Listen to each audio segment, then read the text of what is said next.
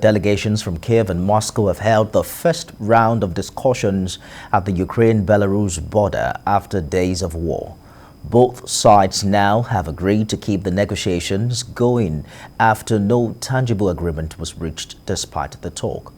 And Russian artillery, we're told, are still bombarding residential districts of Ukraine's second largest city, Kharkiv, killing possibly dozens of people. In the midst of the war, the UN General Assembly hosts the first emergency meeting in decades. Russia now faces likely deepening isolation and economic turmoil as the United States and other Western nations hit it with an array of sanctions. We have more in this report.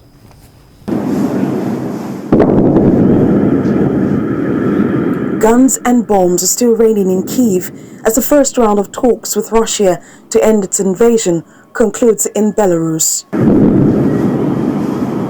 With all the battles, Russia has thus far failed to take key cities across Ukraine, including the capital, Kyiv. 5 days into Russia's invasion of Ukraine, things haven't gone exactly the way the President Vladimir Putin planned. Russian forces have encountered stiffer resistance than expected from an outmanned and outgunned Ukrainian military. Also, the sanctions by a coalition of Western and Asian countries freezing all assets from the Russian central bank has been a most dramatic step yet to fend off Russian attacks.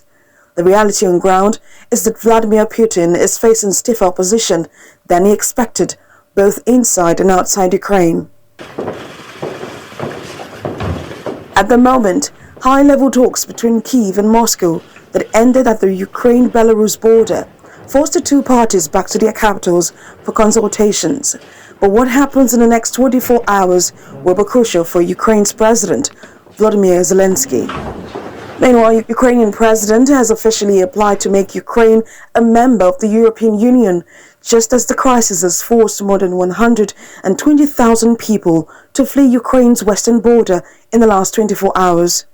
Russia has ramped up war efforts, and President Putin ordered his country's deterrence forces, including nuclear arms, to be placed on high alert. UK Prime Minister Boris Johnson has urged the G7 and all the world leaders to continue to provide Ukraine with defensive weapons and to keep up the pressure on Putin's regime.